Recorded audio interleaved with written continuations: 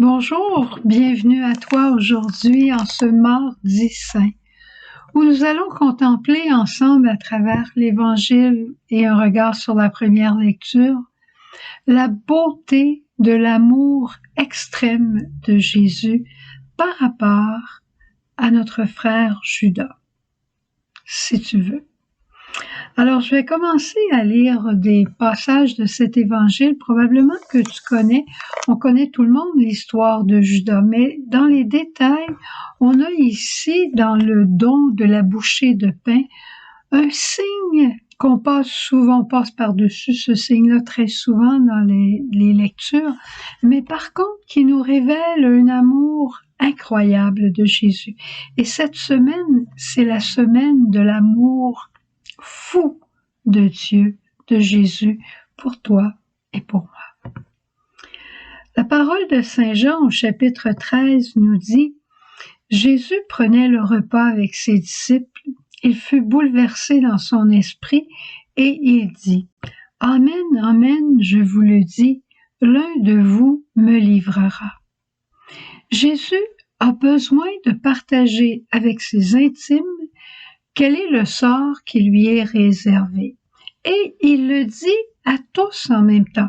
Il n'est pas écrasé, il n'est pas désespéré, mais il partage ce qui l'habite. Ça dit, je dirais l'intimité qu'il y avait entre Jésus et ses apôtres.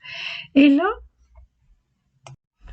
essayons de regarder en filigrane en arrière de cet évangile que Jésus aime profondément Judas et qu'il veut tout faire pour le sauver, pour lui donner une chance de se reprendre avant l'heure fatale où lui va partir vers son destin. C'est pas à cause de Judas que Jésus va aller à la croix. Jésus va choisir librement à l'heure de son Père de donner sa vie.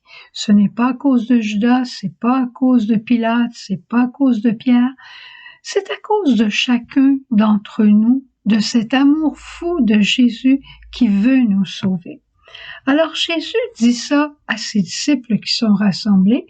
Tout le monde est étonné, ils se regardent entre eux, mais qu'est-ce que ça peut être? Et Pierre, qui est souvent un des premiers à réagir, il regarde Jean, qui est tout à côté de Jésus. On dit Jean dont la tête était sur le cœur de Jésus. Il dit à Jean, m'en dis donc toi, pour savoir qui est-ce que c'est. Et Jean le demande simplement à Jésus qui est-ce que c'est. Et Jésus, il va pas se dérober à quelqu'un qui l'aime.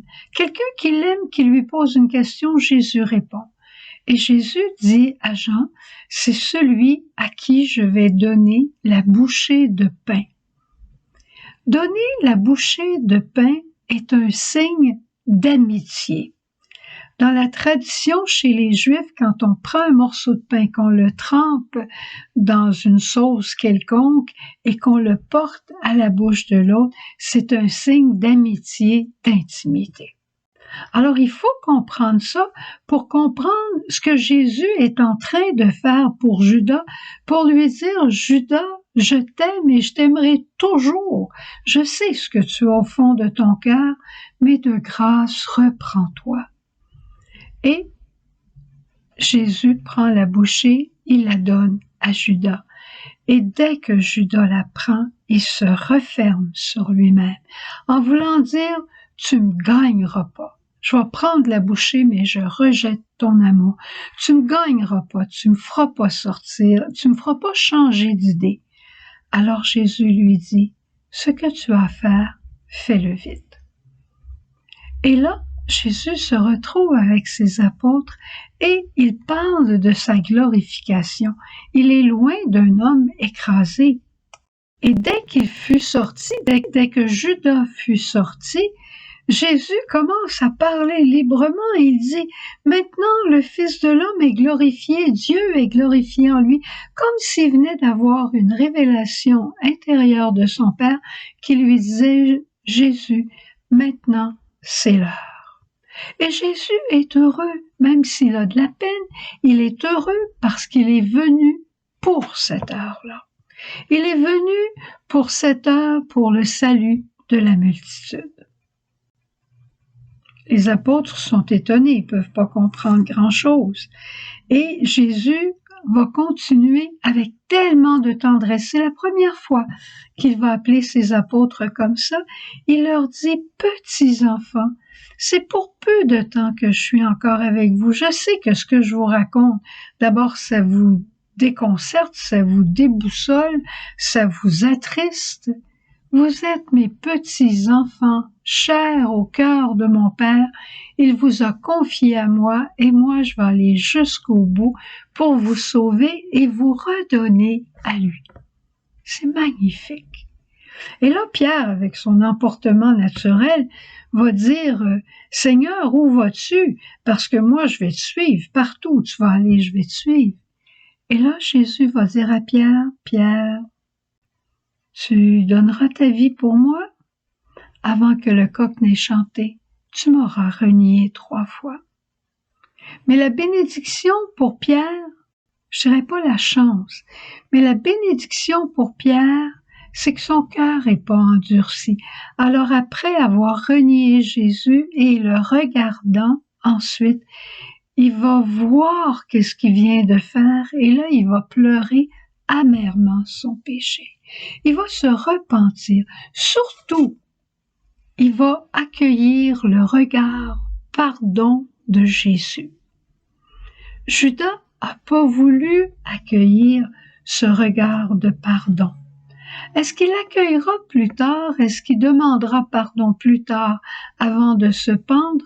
Ça, l'Église ne se prononce pas sur ce sujet et c'est pas à nous de le faire, encore moins. Mais, chose certaine, quelle que soit la faute que nous avons commise, nous pouvons toujours et en tout temps tourner notre regard vers Dieu et rencontrer son regard qui nous pardonne et qui nous permet de nous relever et de recommencer. On peut avoir mal, on doit pleurer notre péché, mais on peut recommencer. Et comme on dit dans la première lecture, nous sommes les disciples bien-aimés. Le disciple bien-aimé par excellence, c'est Jésus. Sais-tu quelle est la parole du disciple bien-aimé? Oui. Oui, Père. Oui, Père, à ce que tu veux. Alors toi et moi, nous avons été choisis comme disciples dès le sein de notre mère. Depuis toujours, Dieu nous a choisis, il nous a aimés pour être ses serviteurs. Serviteurs en communion avec Jésus, avec le disciple, un serviteur qui accueille le pardon, qui se reprend et qui recommence pour porter la bonne nouvelle. Porte cette bonne nouvelle. Si tu rencontres un frère aujourd'hui qui est plus découragé, écoute-le, puis à un moment donné, tu verras probablement qu'il y aurait un pardon à faire. Propose-lui de tourner son regard vers Dieu. Dis-lui pas, mais pardonne, parce que tu vas perdre ton frère. Mais dis-lui, je sais que pardonner, c'est pas facile. Puis nous, on est souvent pas capable de pardonner. Mais tourne ton regard vers Jésus. Peut-être tu l'entendras dire, Père, pardonne-leur, ils savaient pas le mal qu'ils me font. Et Jésus pardonnera en toi.